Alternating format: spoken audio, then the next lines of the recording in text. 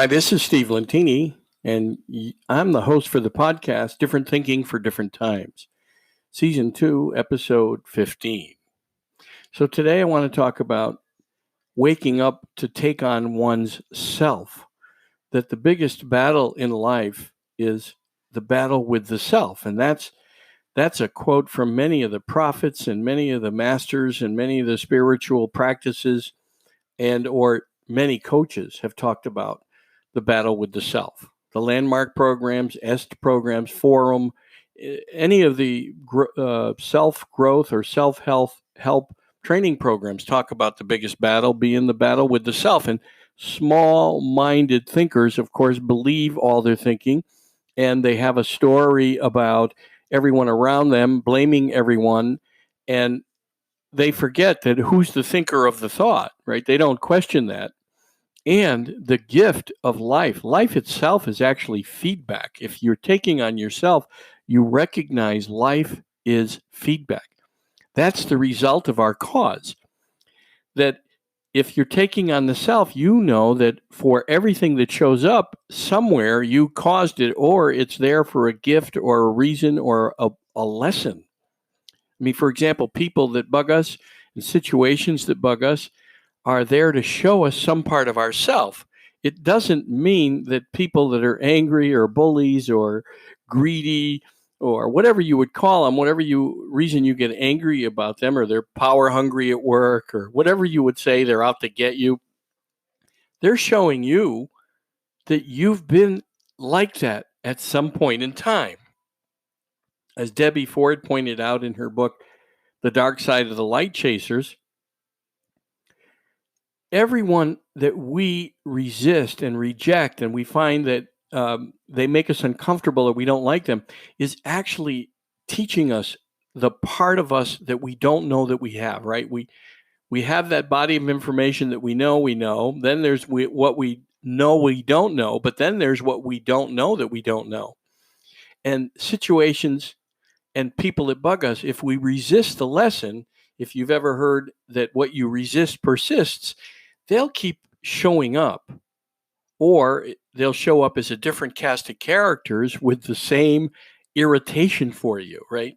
And the thing to do is to say, all right, now, why does this bug me? Or why is this person bugging me? Or why is this situation upsetting me? And then change yourself. You become more empathetic and compassionate, or a door is open that you can step into for growth once you realize that it's you creating it and that life is giving you feedback, showing you. Now that's a hard concept to get, and it's a journey. You never arrive at a destination where you're finally the perfect person. It's like peeling an onion. As you peel out the outer layer of work you need to do, looking at the people and situations that bug you, and looking where you, in fact, have been like that or treated other people like that.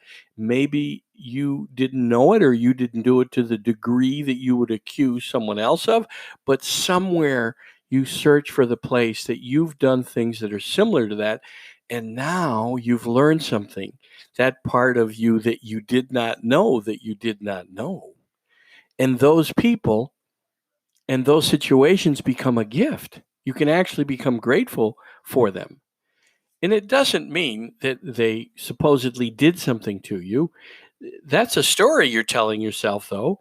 It means they delivered you a gift, and you can say, wow, all right, where did I show up like that person? Where was I angry or bitter or a bully or greedy or punishing someone or passive aggressive or whatever it is you would accuse someone of? The gift is to investigate it as opposed to just telling the story forever, right? That makes you a victim of circumstance.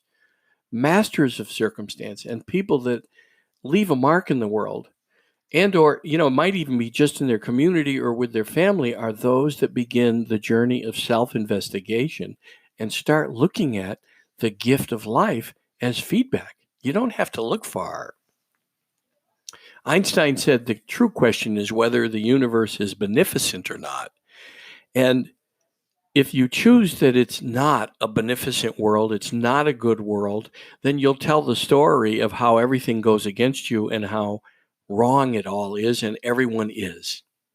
If you choose that the world is good, that the universe is good, that there's good in everything, you'll start to look at all those situations and people that bug you. You'll start to look for the gift. You'll look for the good.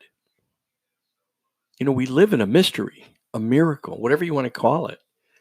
We're floating on a garden rock at the exact right spot around an exposed nuclear fusion plant. If that's not a miracle, nothing is.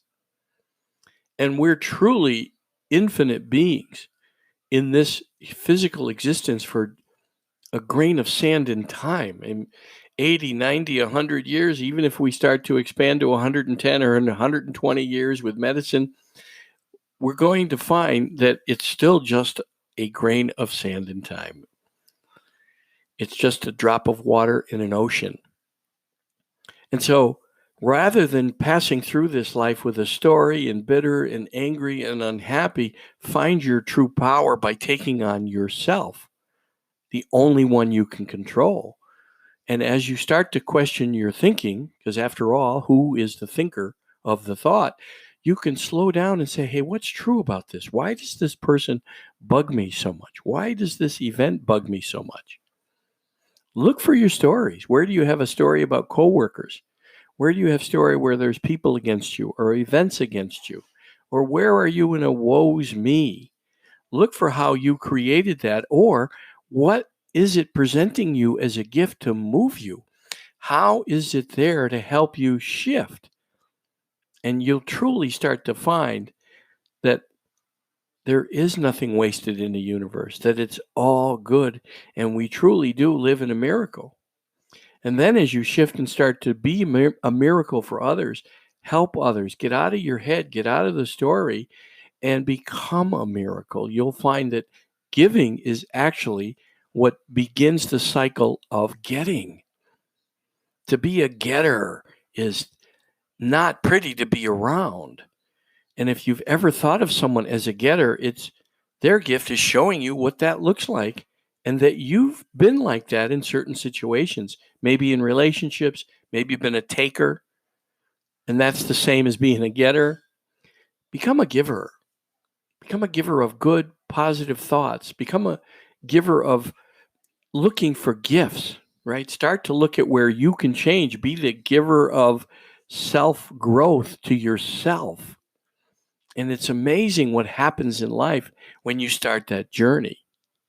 Now, don't take my word for it, but start the journey and see what happens. If you'd like some more information about it, you can go to my website, Steve Lentini, Lent as in Tom, INI.com, and download my book, Wake Up, Jump Into Your Life, for free. Everything I write and on the website is free. There is a book on Amazon that I published many years ago that's for sale for salespeople, and all my other books on the website are free. So go to stevelentini.com and download Wake Up, Jump Into Your Life. And if you'd like to have further information about what I'm talking about, if this is enough information, start the journey. Start to change yourself. You are the only one that you're having a battle with, and you can win it. Any questions? Steve@stevelentini.com. Steve@stevelentini.com. Thanks.